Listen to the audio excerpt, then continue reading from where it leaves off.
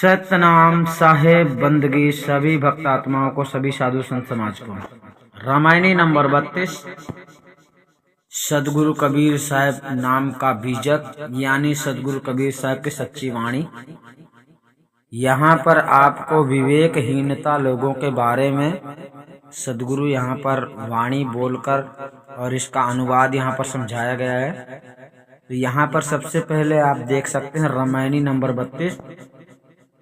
सदगुरु कबीर साहब की सच्ची वाणी के अनुसार अगर आप ज्ञान को समझेंगे तो सदगुरु कबीर साहब के सच्चे भक्त माने जाएंगे, और अगर आप इसमें अपना दिमाग स्वयं से लगाएंगे इसका मतलब हो जाता है कि आप सदगुरु के खिलाफ हैं। रामायणी नंबर 32 क्या कहती है?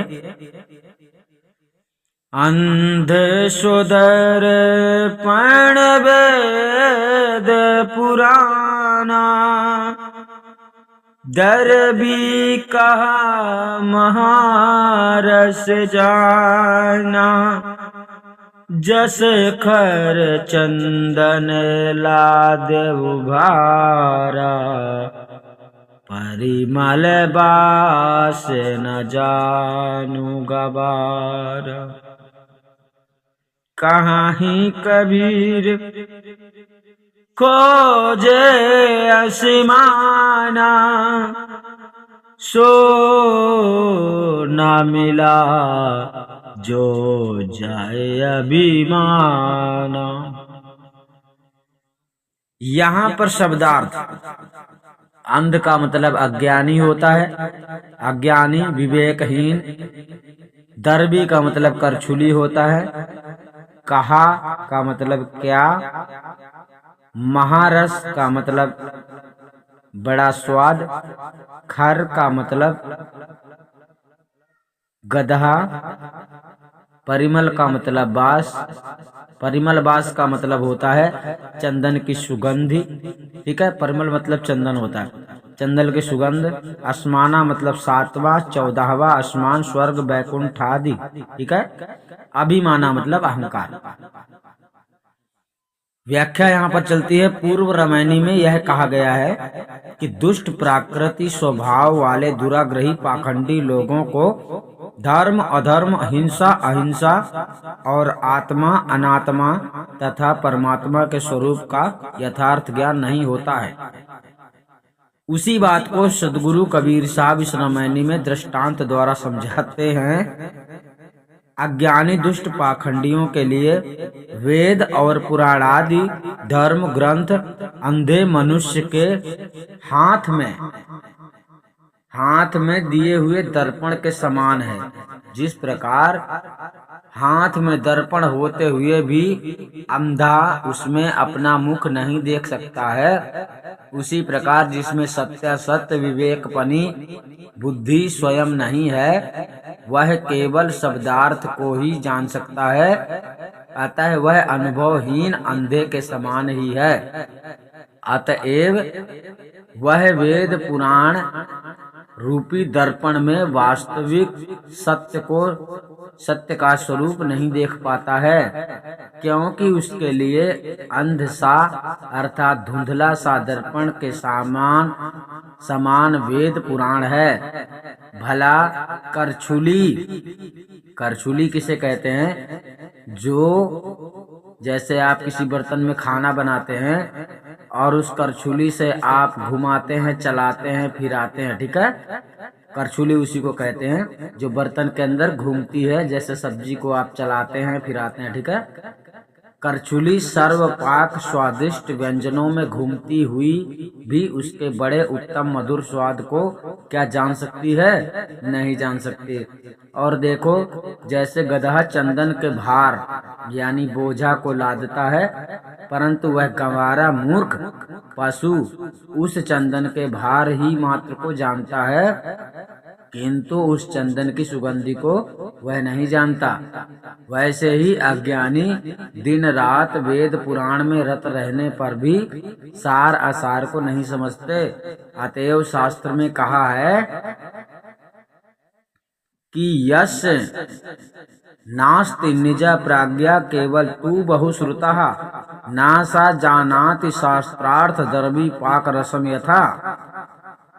कहते हैं अर्थात जिसके भीतर अपनी प्रज्ञा नहीं है, केवल बहुत पढ़ लिया है, वह उसी प्रकार शास्त्र के अर्थ को नहीं जानता है। जैसे करछुली पके हुए खाद्य में पड़े रहने पर भी उसके स्वाद को नहीं जानती है। जैसे गधे के ऊपर भार लाद दिया जाए किंतु अज्ञ पशु उसकी विशेषता और सुगंध को नहीं जान पाता है, वैसे ही शास्त्रियों और वेद पाठियों के सिर पर ग्रंथों का केवल भार सा है, वह लोग उसके मर्म को नहीं जानते हैं। इसीलिए और भी नीति में कहा है, यस्य नास्ति स्वयं प्राज्ञा शास्त्रम तस्य करोति किम लोचनाभ्याम विहीनस्य दर्पणः की करिष्यति। ठीक है, यहाँ पर बताया गया है किम करिष्यति, चाणक्य नीति का ये संदर्भ दिया गया है। अर्थात जिसको स्वयं सत्यासत्य विवेचनी बुद्धि नहीं है, उसको दर्पण क्या करेगा। आधीत चतुरो वेदानाम धर्म शास्त्राण्यनेकशः यस्तु ब्रह्म ना जानाति दर्भो पाक रसमेथा। यथार्थ जैसे, अर्थात जैसे दर्भी यानी करछुली बता दिया गया है, पाक रस को नहीं जानती है, वैसे ही लोग चारों वेद तथा अनेक धर्म शास्त्रों को पढ़कर भी ब्रह्म तत्व को नहीं जानते हैं। ठीक है, यथा खरश्चंदन भारवाही भारस्य वेप्ता न तो चंदनस्य यथैव विप्रः षट शास्त्र युक्ता परमात्म ज्ञानम भक्ति विहीना। ठीक है, ये खर वदहंती भाग 0 में दिया गया है, ये ग्रंथ का नाम है। आगे चलते हैं, सदगुरु कबीर साहब ने इसके बारे में और क्या बताया है, चलते हैं। उस श्लोक का अर्थ है, अर्थात जैसे गधा चंदन के भार का वहन करने वाला है, वह भार को तो जानता है किंतु चंदन की सुगंध को नहीं जानता है, वैसे ही कतिपय ब्राह्मण भी 6 शास्त्रों के विद्वान होते हुए भी परमात्मा के तथा भक्ति से विहीन हैं, तो वह गधा के समान शास्त्रों के भार को वहन करते हैं।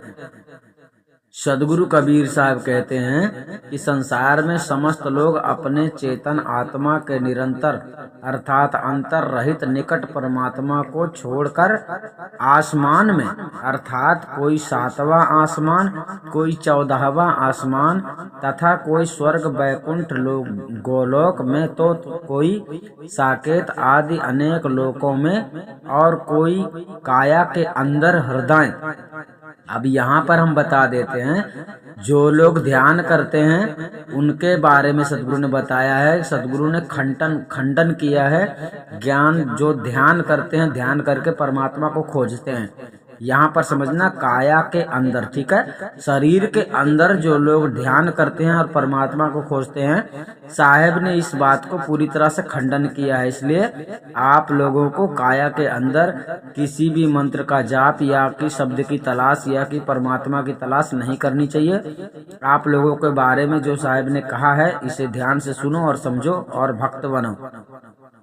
जो लोग काया के अंदर हृदय, त्रिकुटी, सहस्त्रार से लेकर चोटी किसको कहा जाता है, हम आपको बता देते हैं। उन्मुनी मुद्रा में जो 10वां द्वार बताया जाता है उसे ही चोटी कहा जाता है। ठीक है, उसके अंदर, तो यहाँ पर उसके अंदर ये क्या बताया गया, शिखा के नीचे तक। ठीक है, अगर आप ध्यान करते हैं तो आपकी आत्मा ब्रह्मांड में भटकती रहती है। कहने का तात्पर्य, जब आप ध्यान करते हैं तो आप पिंड से ब्रह्मांड का सफर करते हैं और ब्रह्मांड के अंतर्गत होने वाले चमत्कार से आप परिचित हो जाते हैं। कहीं आपको ऐसा लगता है अनाहद की धुन सुनते हैं, तो कभी आपको ऐसा लगता है कि यही परमात्मा का शब्द है। ऐसा आप लोगों को पाखंडी लोगों ने भटकाया है, लेकिन साहब ने यहाँ पर अपने वाणी के अनुसार इनका खंडन किया है। इसलिए आपको सदगुरु के वाणी के अनुसार समझना है सत्य क्या है। ठीक है, सदगुरु ने कहा काया के अंदर हृदय त्रिकुटी, ठीक है, बहुत लोग त्रिकुटी में भी ध्यान करवाते हैं, ठीक है। तो यहाँ पर साहब क्या कह रहे हैं पहले समझ लो। त्रिकुटी सहस्त्रार से लेकर चोटी शिखा के नीचे तक आदि स्थानों में परमात्मा को खोजते फिरते हैं। जो लोग ध्यान करते हैं इसका मतलब है वो परमात्मा को खोज रहे हैं। यानी आप लोगों को जो गुरु शब्द गुरु का झांसा देता है वो पाखंडी आपको परमात्मा को खोजने की बात करता है। इसका मतलब हो जाता है वह पाखंडी गुरु आपका जानता नहीं है कि परमात्मा कौन है। अगर वो जानता तो आपको बता देता, लेकिन नहीं जानता है इसीलिए ये नौटंकी करवाता है, ठीक है। आप पिंड ब्रह्मांड के अंदर यानी आपके शरीर में आप परमात्मा को खोज रहे हैं, आपको आज तक नहीं मिला है। इसका मतलब है आपको वो भ्रमित कर दिया है जो गुरु है आपका, ठीक है। आदि स्थानों में परमात्मा को खोजते फिरते हैं, ये भक्तों की दशा है, विवेकहीन लोगों की दशा है। अगर आप सच्चे विवेकी हैं तो सतगुरु की शरण में जाएंगे, और सतगुरु की शरण में जाएंगे तो सतगुरु आपको परमात्मा से मिला देता है, ठीक है। लेकिन आपकी गलत फहमी है, आप यह बात समझ नहीं पाते हैं। सतगुरु क्या कहते हैं, परंतु वह असली महाचेतन सतपुरुष परमात्मा इनको उन लोकों में नहीं मिला, ठीक है। सतगुरु क्या कहते हैं, जो लोग ध्यान करते हैं उनको असली परमात्मा नहीं मिला, ठीक है, कि जिससे उनका उक्त लोकों तथा अनेक सिद्धांतों को सत्य मानने का असत्य पक्षपात रूप अभिमान चला जाता, अर्थात दूर हो जाता, अथवा उन लोगों को वह ऐसा तत्व ज्ञानी भेदी सदगुरु नहीं मिला। अब यहाँ पर आप जानिए, सदगुरु कबीर साहब कहते हैं कि आप लोगों को सच्चे भेदी सदगुरु की जरूरत है, जो आपको आत्म ज्ञान करा सके, यानी सार शब्द भेद ज्ञान प्राप्त करवा सके। परंतु आपको नकली गुरु मिल जाता है, कहीं कहता है कि ध्यान करो, कहीं कहता है शब्द गुरु प्रकट हो जाएगा। तो पाखंडी गुरुओं के बारे में आप जानते नहीं हैं, इसलिए यहाँ पर शायद क्या कहते हैं, ऐसा तत्व ज्ञानी, ठीक है, तत्वदर्शी जो संत होता है, भेदी सदगुरु नहीं मिला, ठीक है। आप लोगों को वही बताया जा रहा है कि आप लोग सच्चे संत भेदी गुरु के शरण में जाएंगे तभी आपको कल्याण होगा। तो आपको ऐसा करने के लिए आदि अनादि मुक्ति पंथ में आना पड़ता है। आदि अनादि मुक्ति पंथ में आपको सच्चा भेदी सदगुरु मिलेगा, ठीक है। लेकिन यहाँ पर सदगुरु क्या करे, भेदी सदगुरु नहीं मिला कि जिससे उनको चेतन आत्मा तथा महाचेतन सतपुरुष परमात्मा का सत्य यथार्थ ज्ञान प्राप्त हो जाता, ठीक है। यहाँ पर भेदी सदगुरु का काम क्या है ये भी बता दिया गया है। सच्चा भेदी सदगुरु आपको चेतन सत्य पुरुष परमात्मा का सत्य यथार्थ ज्ञान प्राप्त कराता है, ठीक है। अगर आपको मिल जाता है तो आपको करा देगा, ठीक है। जब तक आपको सच्चा भेदी सदगुरु नहीं मिलता तब तक आपको आत्म स्वरूप का ज्ञान, परमात्मा स्वरूप का ज्ञान नहीं होता है कि परमात्मा है कैसा, ठीक है। और देहाभिमान दूर हो जाता, मतलब जब आपको आत्म स्वरूप का ज्ञान हो जाएगा तब आप समझ जाएंगे कि देह मिथ्या है, सकल सृष्टि जगत मिथ्या है, और जो विदेह नाम आपको प्राप्त हो जाता है उसी से ज्ञात हो जाता है मेरा असली रूप क्या है, ठीक है। अब यहाँ पर कहते हैं, अतः असली महाचेतन सतपुरुष परमात्मा तो चेतन आत्मा के केंद्र मूल स्थान के ऊपर स्थित विराजमान है। अतएव किसी भेदी संत गुरु के शरणागत होकर उनके द्वारा साधन भेद समझकर तथा उक्त साधन को करके प्राप्त करना चाहिए। अब यहाँ पर हम तुमको सबसे बड़ी साधना की बात बताते हैं। जो सदगुरु कबीर साहब का सिद्धांत है वो आदि अनादि मुक्ति पंथ में कड़े नियम है, ठीक है। यह सबसे बड़ी आपकी साधना है। जब आप कड़े नियम सदगुरु के आपको कबूल हो जाते हैं वह बहुत बड़ी साधना है। अगर आप उस साधना में आप पास हो जाते हैं तो आपको आत्म ज्ञान करा दिया जाता है। अगर आप उस साधना में कामयाब नहीं होते तो आपको आत्मज्ञान नहीं करवाया जाता, अर्थात आप जब तक योग्यता में नहीं आते तब तक आपको आत्मज्ञान नहीं कराया जाता है। यहाँ पर ध्यान से पढ़ो और समझो कि साहिब ने यहाँ पर ऐसा कुछ भी नहीं कहा है कि आप लोगों को ध्यान करना है, ठीक है। साधन भेद, भेद का मतलब हो जाता है सार शब्द, साधन का मतलब होता है जो सदगुरु ने आपको बताया। जो सच्चे संत सतगुरु होते हैं वो आपको रास्ता बतलाएंगे कि बेटा ऐसा काम करो, तब चल के आपको आत्मज्ञान की प्राप्ति होगी, आपको मुक्ति मिल जाएगी, आपको आत्मज्ञान स्वरूप दर्शन हो जाएंगे, ठीक है। यहाँ पर आपको बताया जाता है कि आत्मज्ञान कराने वाला तो आपका गुरु ही होता है, लेकिन गुरु तो आपको आत्मज्ञान करा देता है, लेकिन आपको आत्मज्ञान हुआ हुआ मतलब या नहीं हुआ, यह बात समझना बड़ा कठिन है। तो जब आप सदगुरु के बताए मार्ग पर चल पड़ते हैं तो आपको आत्मज्ञान हो जाता है। इसका मतलब है हमने तो बता दिया, ये सरल बात है, लेकिन आपने कितना समझ लिया ये बहुत बड़ी बात है। अब यहाँ चलते हैं। सर्वप्रथम अपने चेतन आत्मा का स्वरूप तथा उसके मूल स्थान को जानना चाहिए। कौन बताएगा? सच्चा सदगुरु बताएगा। अगर सच्चा सदगुरु आपको शरीर के अंदर परमात्मा का स्थान बताता है तो यह समझ लेना कि झूठ है, ठीक है, क्योंकि सच्चा सदगुरु आपको परमात्मा के बारे में केवल अंदर नहीं बताता है, वो परमात्मा अंदर बाहर हर जगह विद्यमान है, ठीक है। सबसे पहले आपको उसी स्थान का पता जानना चाहिए। कौन सा स्थान? मतलब शरीर छोड़ने के बाद आप कहाँ जाने वाले हो, किस जगह में पहुँचने वाले हो, उस जगह का पता बताने वाला गुरु होता है। और वो जगह जो है शरीर के अंदर नहीं है। ये भी ध्यान समझ लो अच्छी तरह से कि मरने के बाद में आपको शरीर के अंदर नहीं रहना है, शरीर से छूटना है, शरीर के बाहर जाना है। तो शरीर के बाहर कौन सा स्थान है जहाँ पर आप छूट कर जाने वाले हो, यही बात गुरु से आपको जानना है। इसका मतलब है जासो नाता आदि का बिसर गया सो ठौर। ठौर का मतलब स्थान होता है, वह जगह होता है। वह जगह कौन सी है? जहां आप मरने के बाद शरीर छोड़कर जाने वाले हो, ठीक है। तो यहाँ पर कह रहे हैं कि मूल स्थान को जानना चाहिए, ठीक है, कि जहां से उसकी चेतन मन तथा प्राण शक्ति के संयुक्त होकर सारे शरीर में व्याप्त हो रही है।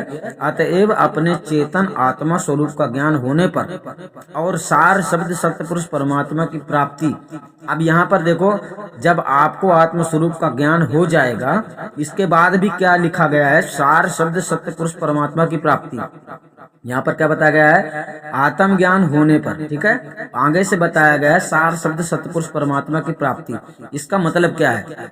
अर्थात साक्षात्कार होने पर देहाभिमान दूर हो जाता है। साक्षात्कार मतलब होने का ये है, इसका कहने का मतलब ये हो जाता है कि जिस प्रकार गुरु होता है, गुरु के अंदर जिस प्रकार ज्ञान होता है, ज्ञान दृष्टि से गुरु संत जन जिस प्रकार से संसार में रहते हैं, जब आपके अंदर वही स्थिति आ जाती है जो स्थिति गुरु में होती है, तब आपके अंदर से देहाभिमान खत्म हो जाता है, तब आप मुक्ति के काबिल होते हैं। आप लोग समझ पाए होंगे। सदगुरु कबीर साहब के वचनों को आपको गहराई से समझना है। धीरे धीरे से आप लोगों को सब कुछ समझा दिया जाएगा। आप लोग बिल्कुल भी निश्चिंत रहें। और आप लोगों को सदगुरु कबीर साहब के मूल बीजक का ज्ञान समझना है। मूल का मतलब होता है प्रथम। सदगुरु का सच्चा ज्ञान असली बीजक है इस संसार में, चाहे वो कोई भी ग्रंथ हो दूसरा बीजक के सिवाय। बीजक में भी मिलावट है, परंतु जो बीजक आप लोग देख रहे हैं असली बीजक, यह असली बीजक है। इस बीजक में किसी प्रकार से मिलावट नहीं है, और जो बात अगर गलत है वो बात आप लोगों के सामने नहीं रखी जाएगी। जो बात सत्य है वही बात आप लोगों को दिखाई जाएगी।